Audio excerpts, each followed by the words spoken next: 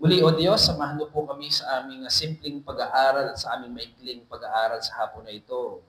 Ayaw namin sayangin ang araw na ito na hindi mapag-aralan ang mga spiritual at mga magagandang katotohanan na nakaugnay po sa inyo. Gusto namin lumawak ang aming isipan, ang aming pananampalataya ay lumalim sa pamamagitan ng pag-aaral ng mga katotohanan. Samahan niyo po kami, o aming Ama, at kahabagan niyo po kami dahil kami po ay sa aming kahinaan, mahirap para sa aming unawain ang mga maraming bagay at tulungan mo po kami na nawa po, maunawaan namin ngayon ang aming paksang pag-aaral. Ito po aming panalangin sa pangalan ni Kristo Jesus. Amen. Cody, can you pass this sa mga natin? Ang pag-aaralan po natin ngayon ay patuloy sa serye nating tinatalakay na paksa, ang pagtatalaga ng Diyos. Ang ibig sabihin po nito, lahat ng bagay na mangyayari ay itinalaga ng Panginoon. Okay. O gusto ko lamang magbigay ng mga ilang paunang pananalita sa ating pag-aaral ngayon. Sa ating pag-aaral, hindi natin sinusubukan o tinatry na sagutin ang lahat ng bagay na hindi natin kayang sagutin dahil sa kalawakan ng karunungan ng Panginoon. May mga bagay na kapag pinag-aralan natin ang hiwaga ng pagtatalaga ng Diyos, may mga papasok agad ng mga tanong sa atin. Ang mga tanong na yan ay hindi masama, pero sa oras na ito, gusto ko munang ibigay sa inyo yung tamang pundasyon, yung tamang pangunawa, yung biblical na pundasyon sa turo ng Biblia tungkol sa pagtatalaga ng Diyos. So, ang gusto ko ipakita sa inyo dito, ang Diyos ay napakadakila, napakahiwaga ng kanyang mga gawa, at hindi ko layunin sa hapon na ito na ipaliwanag lahat. Ang gusto ko lamang ipaliwanag ay kung ano ang inihayag ng salita ng Panginoon, ang kanyang karakter, para maunawaan natin yung foundational understanding ng pagtatalaga ng Panginoon. So lahat ng bagay ay itinalaga ng Panginoon. Yan ang aking thesis. Lahat ng bagay itinalaga ng Panginoon, ang oras at paano ito mangyayari at maging yung kaparaanan. Ibig sabihin, kung paano ka naging Kristiyano, itinalagay ng Panginoon yung paraan at oras at kung saan nakatalaga yon. So malinaw po ba sa atin na sakop ng pagtatalaga ng Diyos ang lahat ng bagay? Naniniwala po ba kayo na lahat ng bagay ay sakop ng pagtatalaga ng Panginoon? Ngayon, apat na mahalagang prinsipyo ang gusto kong ituro sa inyo ngayong hapon na ito para mas mapalawak, mas mapalalim, maitama ang ating pananaw. At siguradong marami kayong tanong tungkol dito sa paksa na ito, kaya kailangan muna nating patibayin yung pundasyon natin bago natin sagutin yung mga tanong. Kasi maaaring magkaroon kayo ng tanong, pag hindi tama ang pundasyon at hindi matibay, mahirap unawain ang sagot. Kaya, dikdikin natin, pagtibayin natin, palalimin natin ang pundasyon natin sa pagkaunawa ng pagtatalaga ng Diyos. So, unang prinsipyo, ang pagtatalaga ng Diyos ay hindi nakabatay sa anumang bagay sa labas ng kanyang sarili. Okay?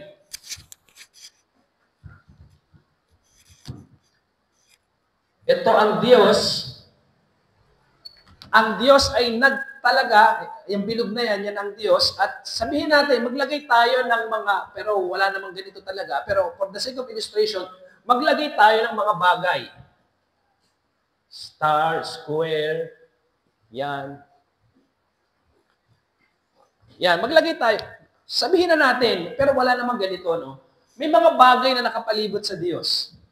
Nang nagtalaga ang Diyos, itinalaga niya ang lahat ng bagay, hindi niya ibinatay sa mga bagay na nakapaligid sa Kanya, dahil wala namang bagay na nakapaligid sa Kanya. Tama po, dahil siya ay nag-iisang Diyos.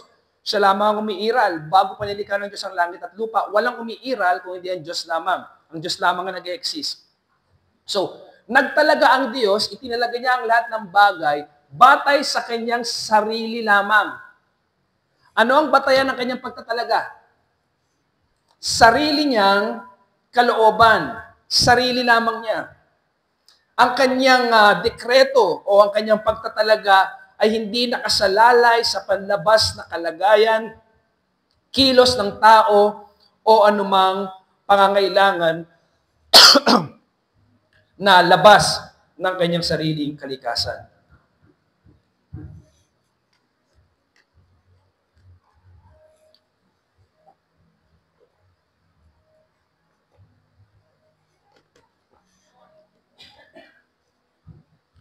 So, ibig sabihin, tinalaga ng Diyos ang isang bagay hindi dahil kinonsider niya ang isang kilos ng tao, ang ginawa ng isang bagay, o dahil humihip ng malakas na hangin at natumba ang puno na yan, at yung puno na yun, ay teka, mabutumba pala itong puno na ito. Kailangan ko ito i-consider sa aking pagtatalaga.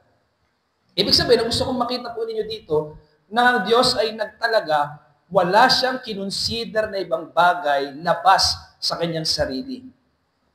Ang kanyang pagtatalaga ay nakabatay sa kanyang sariling, soberano at mabuting kalooban. Okay? Dito ko idadagdag sa inyo na kaya ka iniligtas ng Panginoon kasi nakita niya in the future mananampalataya ka. Hindi po. Iniligtas ka niya hindi dahil may nakita siya sa hinaharap. Ang kayong kaligtasan ay itinalaga ng Diyos. Mamaya higit ko yun ipapaliwanag, pero yun ang pagtatalaga ng Panginoon. Ang punto dito, ipinag-utos ng Diyos ang lahat ng bagay ayon sa kanyang soberanong kalooban ng walang panlabas na puwersa o pangangailangan. Wala siyang i-consider na bagay labas sa kanya. Nagtalaga siya batay sa kanyang sariling kalooban, kaluguran at soberanong kalikasan. Malinaw po? So, wag nating sabihin na, kaya yan nangyari siguro dahil nakita ng Diyos sa hinaharap, ganito yung mangyayari, kaya ito yung kanyang itinalagang nangyari. Hindi po. Lahat ng nangyayari ay itinalaga ng Panginoon, itinalaga ito batay sa kanyang sariling kalooban. Yan ang unang prinsipyo. Ikalawa, ang pagkakaiba ng pagtatalaga o dekreto ng Diyos at ang kanyang panloob na gawain sa loob ng Trinidad. Medyo mahirap po ito. Ang Diyos ay isang Diyos na may tatlong persona. Tama po? Pero hindi niya itinalaga ang kanyang sarili na maging isang Diyos na may tatlong persona. Ang decree ay labas sa kanya. Hindi niya dinikree kung ano ang kanyang gagawin sa kanyang sarili. Ang pagtatalaga ng Diyos ay labas sa kanyang sariling pagkilos. Ibig sabihin, ang Diyos Ama at Diyos Anak, ang kanilang ginagawa at ang Banal na Espiritu sa kanilang sa hiwaga ng kanilang pagka-Trinidad, sila isang Diyos na may tatlong persona, meron silang ginagawang fellowship. At yun hindi yun sakop ng kanyang pagtatalaga. Ibig sabihin, hindi niya itinalaga na maging tatlong persona siya, hindi niya itinalaga na maging Diyos siya. Siya ay Diyos na. Yan, nakukuha niyo po. So baka kasi magkaroon tayo ng kaisipan o sa hinaharap magkaroon kayo ng encounter ng ganitong pagtuturo na kaya naging Diyos ang Diyos dahil itinalaga niya ang kanyang sarili para maging Diyos. Ang dekreto ng Diyos o ang kanyang pagtatalaga, ito po ay nakauko lamang sa kanyang panlabas na gawain. Ang decree o pagtatalaga ng Diyos ay yung mga mangyayari sa loob ng oras at panahon. Ang kanyang mga dekreto ay may kinalaman lamang sa mga mangyayari sa sangnilikha at hindi sa walang hanggan na di nagbabagong kalikasan ng Diyos. So, ang kanyang pagdidecree, ang kanyang gagawing kilos sa kanyang sarili ay hindi sakop. Yun lamang mangyayari sa sangnilikha. Kaya punto rito, ang pagtatalagang ito ng Diyos ay nauuko lamang sa nilikhang realidad, mga bagay na nagaganap sa panahon at espasyo at hindi sa walang hanggang realidad sa loob ng Diyos mismo. Dapat maging malinaw yung prinsipyo na yan. Naging Diyos ang Diyos, hindi dahil itinalaga niya ang kanyang sarili para maging Diyos. Hindi niya itinalaga na siya ay maging makapangyarihan dahil siya ay makapangyarihan na. Hindi itinalaga ng Diyos na maging tatlo siya na magkaroon siya ng 3 persona. Hindi po. Hindi niya itinalaga ang kanyang anak na maging anak niya. Siya'y anak na. So, nakukuha niyo po ibig ko pong sabihin? Pangatlo, ang pagkakaiba ng walang hanggang pagtatalaga ng Diyos at ng kanyang pagpapatupad nito sa panahon. Yan, maganda po itong bagay na ito. Dahil yung pagtatakdang ito ng Diyos, ito, lahat ng mangyayari sa ating sangnilikha, sa oras at panahon na magaganap, ito ay itinakda ng Diyos mula pa sa walang hanggan. Mula pa sa walang hanggan, parang ganito po. Siguro isusulat ko po dito yung infinity. Parang sign ng mas walang hanggan. At ito yung creation. Okay. Dito, itong creation na ito, ang origin po niya ay ito. Origin o pinagmulan. Ibig sabihin po niya, itinakda ng Diyos ang lahat ng mangyayari dito sa walang hanggan. Paliwanag ko pa ng masigit. Lahat ng mangyayari dito sa nilikha ng Panginoon, lahat ng yan ay may pagkakasunod-sunod. Halimbawa, si Kristo ay nakatalaga bilang tagapagligtas. Magkakatawang tao, mamamatay sa krus ng Kalbaryo, mabubuhay na muli at babalik. Kita ninyo may process. Di ba? Si Kristo ay nakatalaga magiging tagapagligtas. Ito yung pagkakasunod-sunod. Pagkakatawang tao, kamatayan, pagkabuhay na muli, at pagbabalik. 4 na, ano po yun? 4 na pagkakasunod-sunod ng mga pangyayari. Ngunit sa isipan ng Diyos, ang lahat ng yan ay hindi 4 na bahagi. Yan ay simultaneously isang event lang yan. Dahil ang pagtatalaga ng Panginoon ay hindi, una niya itong itinalaga, sabay ito. Hindi po. Sabay-sabay niya yung itinalaga ang lahat, itinalagay niya sa isang mahiwagang kaparaanan na sa kanyang pananaw, sa pagtingin ng Diyos, ang lahat ng bagay ay iisa lamang. Sa isipan ng Diyos, ang lahat ng magaganap ay itinakda ng minsanan mula pa sa walang hanggan. Walang proseso o pagkakasunod-sunod sa kanyang pag-iisip. Hindi siya nagpasya ng paisa-isa tulad ng tao. Lahat ng kanyang layunin ay umiiral bilang isang ganap at kabuuang pagkilos. So, ilan ang pagitan ng incarnation at kamatayan ni Kristo? Ilang taon? Ilang taon? 33 years. Tama? 33 years. Mula sa kanyang incarnation sa pagkamatay, 33 years. Pero sa pagtatalaga ng Diyos, yun ay isa lamang. Ganun ang pananaw ng Diyos. Lahat ay present sa Kanya. Iba ang pagtingin ng Diyos, iba yung sa atin. Sa atin, may 33 years na pagitan. At yung may 3 days, yung kamatayan at muling pagkabuhay ni Kristo, ilan ang pagitan? 3 araw. Pero sa Panginoon, wala.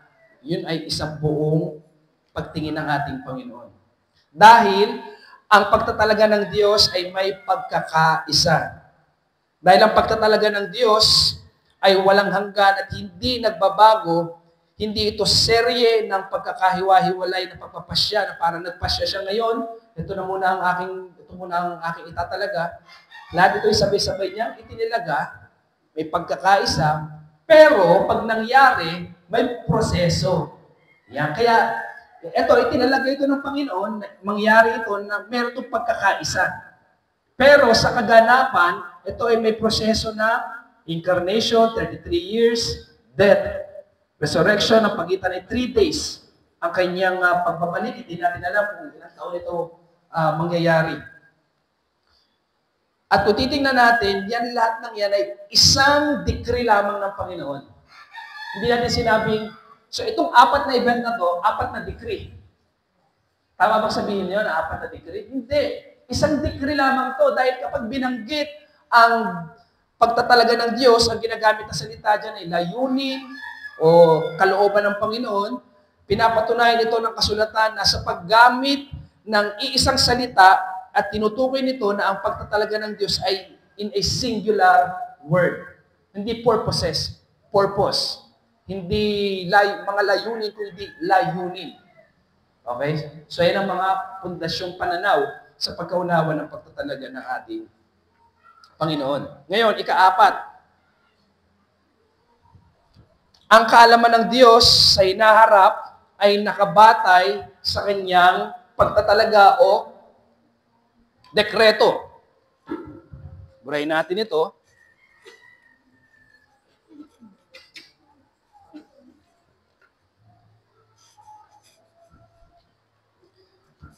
Ang Diyos, ito ang eternity, ito ang future. Tingnan niyo po ito, aking papakita sa inyo. Dito ginawa ng Panginoon lahat ng kanyang decree, ang kanyang pagtatalaga.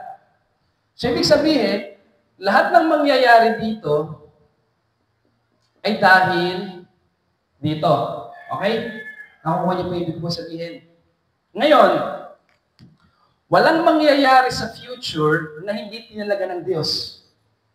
May mangyayari ba sa ating hinaharap na, parang hindi ko ata tinalaga yun na magugulat ang Diyos at sabihin niya, hindi ito kasama sa aking decree, hindi ito kasama sa aking pagtatalaga. Walang mangyayari. Dahil hindi maaaring malaman ng Diyos ang anumang mangyayari sa hinaharap maliban na itinakda muna niya ito na mangyari. Ibig sabihin, kaya ang Diyos, alam niya ang future, kaya alam ng Diyos ang mangyayari sa future. Bakit? Itinakda niya. So, walang mangyayari sa future na hindi niya tinakda. So, yung kanyang kaalaman o pauna niyang kaalaman ng Diyos sa hinaharap ay nakasalalay sa kanyang pagtatalaga sa walang hanggan. Walang mangyayari sa hinaharap na hindi niya itinakda. Dahil kung hindi muna niya ito itinakda na mangyayari ang isang bagay, hindi maaaring malaman ang mangyayari. Kaya ang Diyos, alam niya ang lahat ng mangyayari in the future dahil siya ang nagtalaga nito. Siya ang nagtalaga nito. Kaya ang kaalaman ng Diyos sa hinaharap ay batay sa kanyang walang hanggang dekretong itinalaga. Sa kanyang walang hanggang pagtatalaga sa lahat ng bagay. Ito ay salungat doon sa mga paniniwalang ang Diyos daw ay basta na lamang nakakakita ng hinaharap ng hindi aktibong pagtatalaga. Halimbawa dito, ito po yung tinatawag na open theism.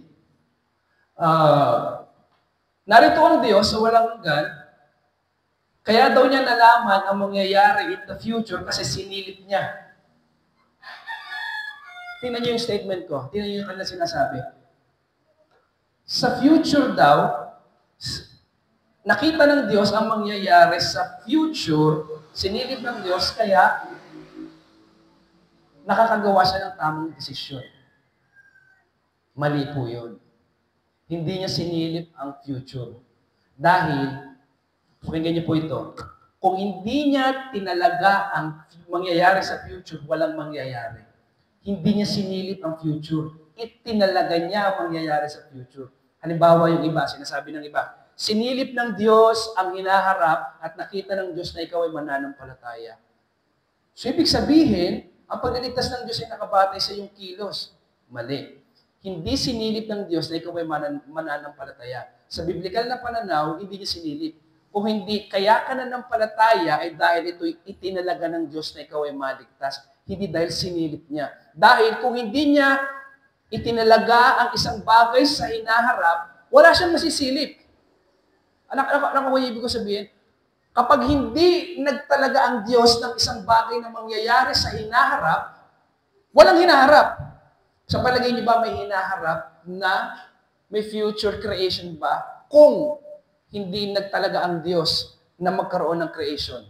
Walang creation kung walang pagtatalaga ang Diyos. May creation dahil nagtalaga ang Diyos. Hindi niya sinilip na, ay, magkakaroon ng creation. Hindi.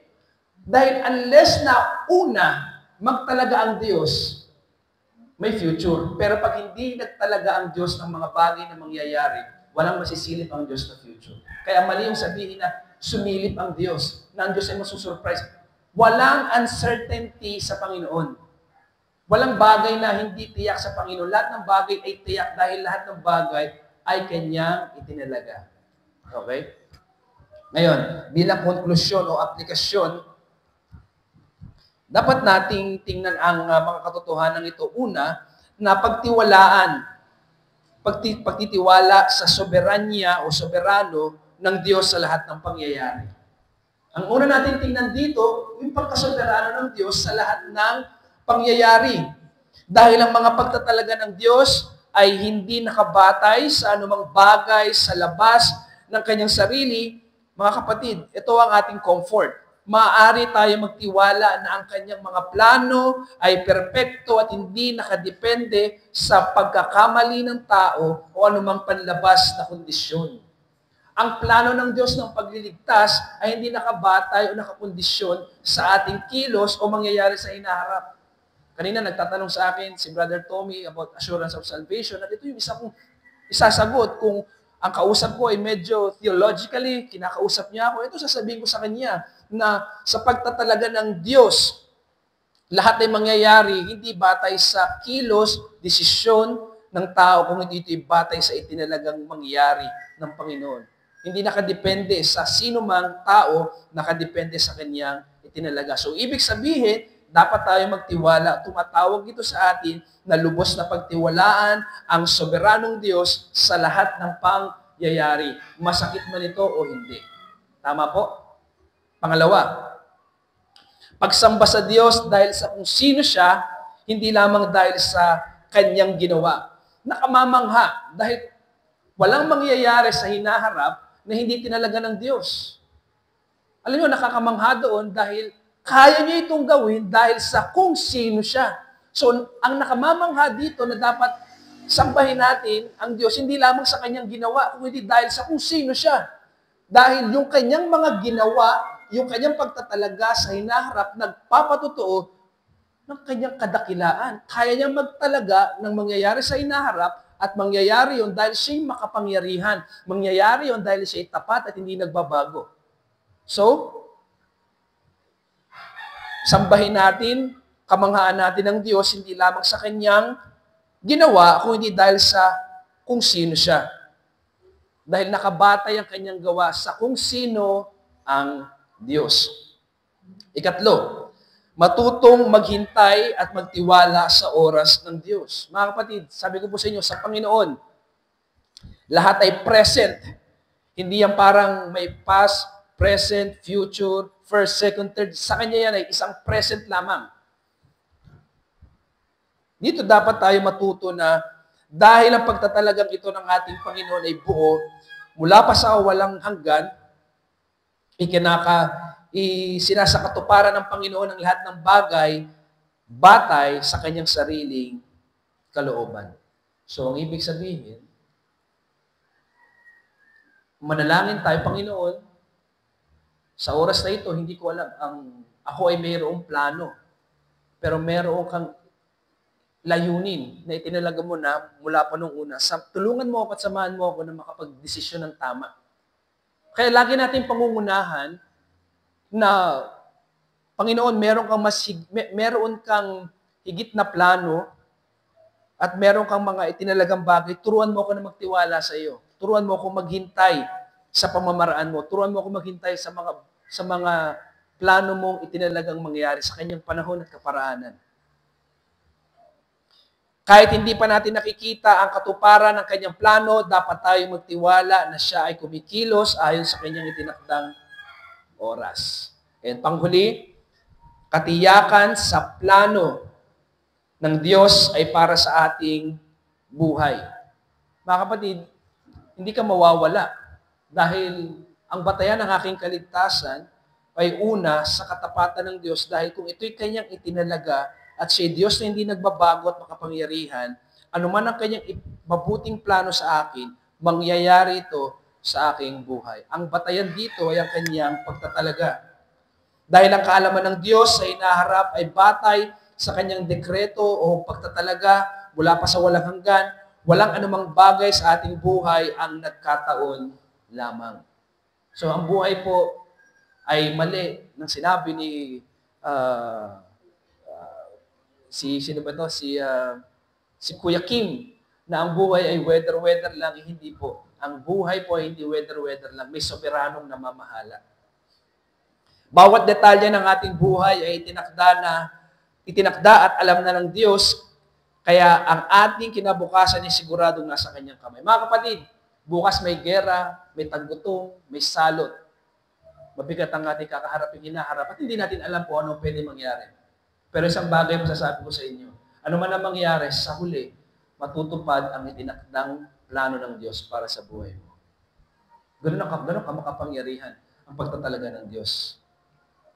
Kaya dito, makikita natin ang 4 na prinsipyo na ito at ang 4 na aplikasyon na ito upang magkaroon tayo ng tamang pundasyon sa pagkaunawa ng pagtatalaga ng Diyos.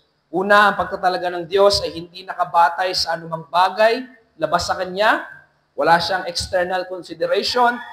Ikalawa, kailangan natin tingnan na ang Kanyang pagtatalaga, hindi sakop nito yung Kanyang gagawin sa Kanyang sarili.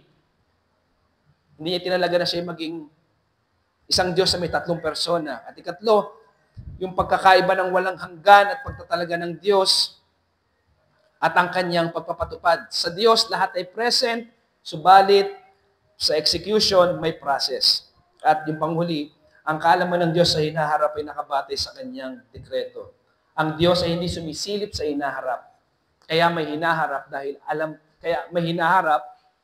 at alam ng Diyos ang hinaharap dahil itinalaga niya ang hinaharap. So any questions or thoughts na gusto niyo nating pag-usapan po?